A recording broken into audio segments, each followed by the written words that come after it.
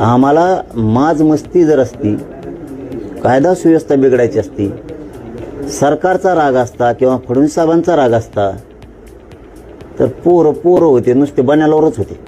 समजून घ्यायचं उगा खेड्यापाड्यातले निब्बार पोरं आहेत. हां, त्यांनी मुंबई अशी जिवंत केली, विचाराने म्हणतो आहे मी. हां, विचाराने जिवंत केली. त्यांना रेल्वेतून, विमानातून, खालून वरून जाताना दिसत होते.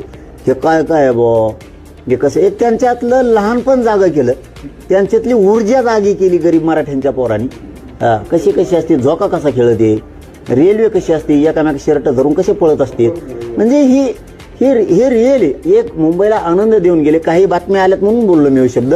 नंतर अशा काही बातम्या आल्या की लोक म्हणले ते लोक गेले तर कर्मानं मी हो आता. म्हणजे एक विरंगुळा जे म्हणतो आपण, आपल्या घरी पाहुणे येते तर लग्न सराईत किंवा यात्रेच्या टायमाला किंवा देवदर्शनाला, त्यावेळेस ते घर मोकळं होतं. तसं मुंबई हे एक महाराष्ट्राचं घर होतं. तिथं गरिबाचे लेकरं गेले, मस्तपैकी सगळीकडं हिंडले फिरले, परंतु कोणालाही त्रास दिला नाही.